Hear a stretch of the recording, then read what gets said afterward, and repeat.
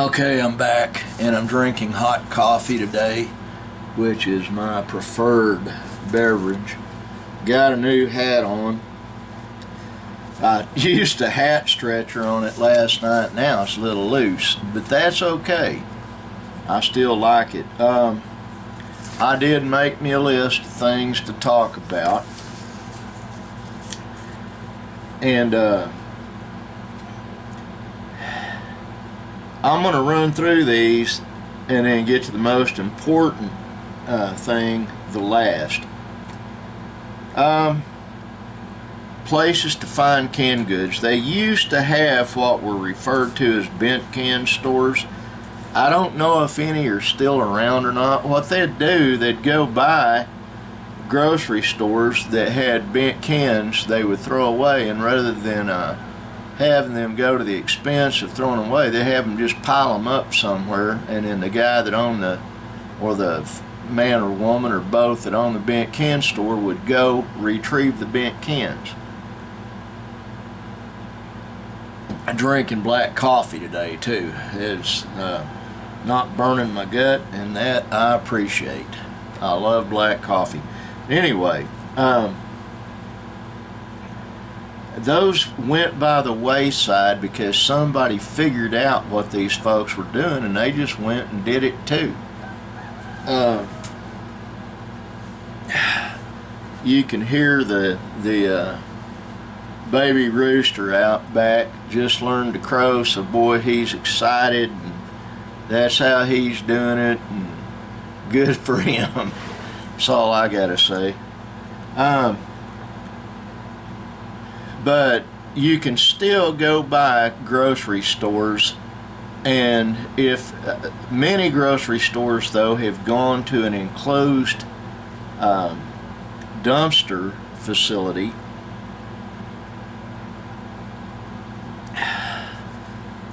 and the reason they've done that is because of people prowling through the trash and leaving a mess.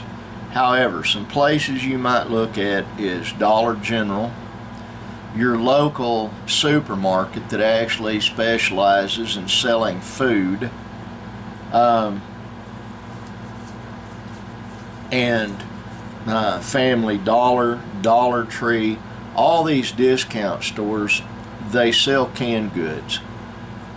And if the canned goods are bent, they will not put them on the shelf. Now they'll put ones with a slight bend, but if they're really, really bent, they won't, because of eye appeal and the lack thereof. So you can find canned goods to take and add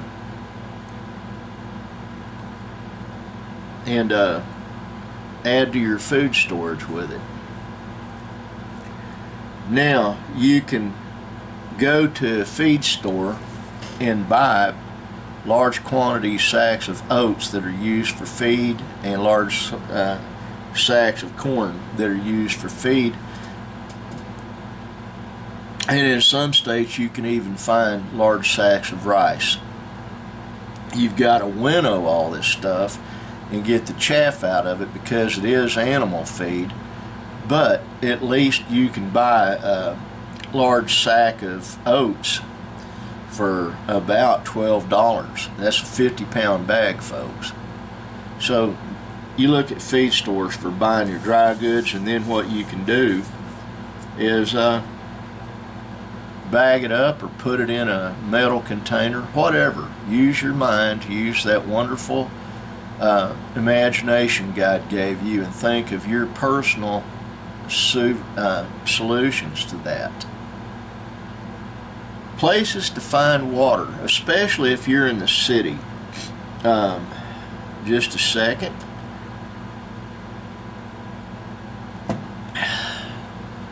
In some cities, like in a local city here in Murray County, Sulphur, Oklahoma, there's ample places that you can just get water free to bottle and save. And it's still the same thing I said before. 1 drop of bleach per 1 gallon container of water. And they have artesian fountains blow up in Sulphur, Oklahoma, and you can drink the water. It comes right out of the ground, but it's good water. Has a bit of a sulfur taste to it. That's why the town's called Sulphur. Now, let's say everything falls apart and you were late in getting your supplies together. Two sources in your apartment or your home. The reservoir on your toilet has potable water in it, and the water heater in your apartment has water in it. And a lot of times, if it just comes down, boom, and it's over and you know you're in danger, run water in your bathtub, run water in your faucets into your sinks, and gather that water up in transportable containers. Now I'm talking about transporting and not storing here. Okay, you need to learn how to make a campfire. Here is the best thing you need to know is how to bank a fire. If you're out in the boonies, you set up a rock perimeter around where the campfire itself is going to be. Now, a lot of guys advocate digging a hole to put the fire in. I don't, and the reason I don't is it won't properly draft. Just like in a wood burning stove, your campfire has to draft. If you put a rock wall around it or some kind of embankment around it, there will be holes between the rocks that will allow the air to be pulled in, because a fire has to have oxygen to burn. When you're finding firewood, you start out finding small sticks. Make sure they're dried. The reason is you're going to have to set up a way to get the fire going. If you've got a pocket knife, and I'll get into a list of things you need to bug out, you shave off. Let me get a knife out of my. This is a cheap knife. It's about 15 years old. I bought it at Walmart years ago for $8. But you take a lock blade knife or whatever, and you scrape, this is a chopstick, scrape down on that stick, and it'll raise some fluff on it. You take that fluff and you put it underneath sticks you'll pile up, bigger sticks like this, you know. You pile them up, you make a teepee. That makes sense to some people and doesn't make sense to other people, but if you stack them up like that around the kindling underneath, and you get the, you don't stack it up while the kindling's not burning. You get the kindling burning first, you go ahead and you put the sticks up there over it, they'll catch, and you just keep adding larger and larger firewood. And everybody should be cognizant. Just a second, gotta find another thing in here. Everyone should be cognizant. What did I just drop? Well, that wasn't very good. My lamp just went boom. Okay. Not going to stop filming just because I had an accident in here. Simply because I don't know how that happened. I really don't. I'll have to review the video and see if some magical hand reached out and knocked it off the... Imagine what it was. I hit the shelf with my chair, which is something I do frequently. you use dry wood, is what I was about to say, even the big pieces. Now, I told everyone about one of these. This little orange fire starter thing that I will be putting in my pocket here in a minute. I used to carry one of these with me. And you ought to put that in your bug out bag, get a couple, because they come in handy for making fire. But if you really want to be safe and worry about it, you can take one of these, see that, and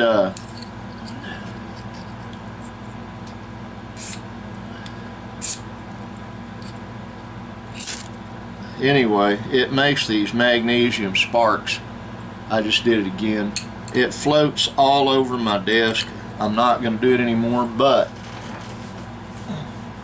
those are good for making a campfire. Strike it onto that fluff you got under, ready to put the sticks over. You get the campfire going. You have the means then to stay warm, keep predators away, and cook your food and boil your water. And that brings me, where do you plan to go when you're doing a bug out? Let's say you got to leave, things have gotten bad. A lot of people, I have a daughter-in-law, made bug out bags for her and my 2 grandchildren. We'll head to Lake Murray, south of Ardmore. Dumbest idea you could have, because if you think you're going to Lake Murray, so is everybody else. The thing you need to do is find some place with a readily available water supply that's off the beaten path. And there is no place around the banks, the shore of Lake Murray or Lake of the Arbuckles, Lake Texoma, anywhere else. I've had close family members, oh, we go to Lake Texoma, there's a place there, the water's... No, you don't understand. If you found it, other people have found it, number one. And number two, you want to be away from people at large. The reason for that is that makes it safer for you and safer for them. How's it safer for them? Let's say you bought you a gun, a shotgun or a rifle or a handgun, whatever, and you're not familiar with the type of situations, and someone just wanting to say hi, carrying a beer in their hand, you might automatically think that they're intending to hurt you. And so you just shoot them out of hand when all they want to do is say hi and see if they can help you. As a criminal investigator, I've investigated those scenarios more than a few times. And I've seen people go to prison for the rest of their life for jumping the gun and thinking they were preserving their own life, when in fact they shot someone that didn't need to be shot. This was back in the late 80s during, or actually the early 1980s, during the oil bust. We had an oil boom and then we had an oil bust. And it was awful. But you don't go where you think, oh, there'll be adequate water. You find a place off the beaten path.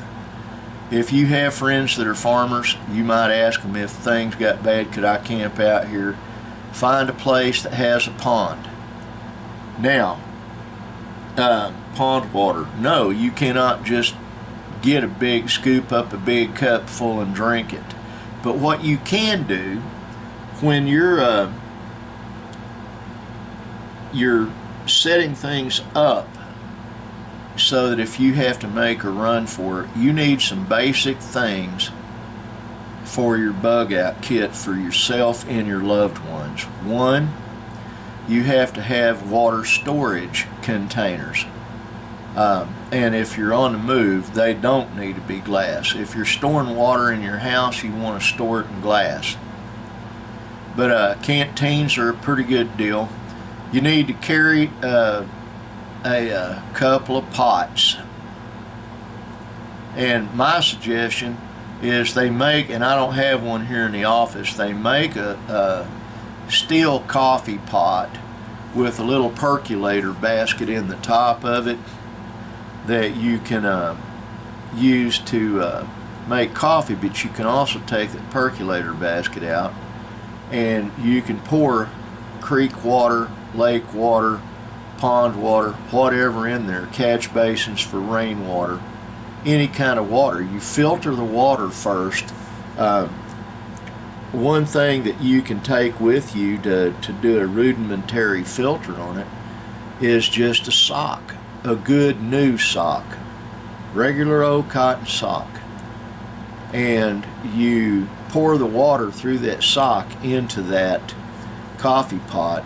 You build your campfire, you boil that water. Now you build a stone bankment around the campfire. One other thing you need to take with you is a grill or a grid of some type.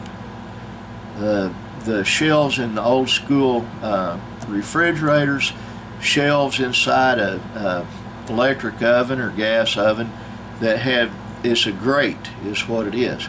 You can take that, put it over the campfire, and you can cook your food on top of that with a pot, a pan, and you can boil water over the top of that. It needs to come to a rigorous boil for 15 minutes. And once it is done boiling, you let it cool, then you can drink it. Boiling for 15 minutes will kill any virus, any bacteria, and make that water safe to drink. But if you try drinking it out of the creek, I can do that. The reason I can do that, when I grew up drinking out of creeks, so the flora in my digestive system is a lot different than yours. I go to Mexico, I drink the water just fine, just like all the people that are Mexican nationals down there. I don't have a problem with it. I don't get Montezuma's revenge. I don't get any of that. But that's me, that's not you. To say I didn't really grow up civilized is kind of an understatement. In my early years, I was wild and rambunctious, and then when I got older, I took up residence with my dad and his family, who are family to me. Love them with all my heart. But even then, I would take times when I could and go off into the woods just to see what I could do and figure things out. But that, when I was younger than that, my curiosity was unabated, and I went everywhere and did everything. Now, folks, tomorrow I will get in on tomorrow's video. I will get into more of this. Today I'm at a time limit. I love all of you. God bless you, and always remember to be kind.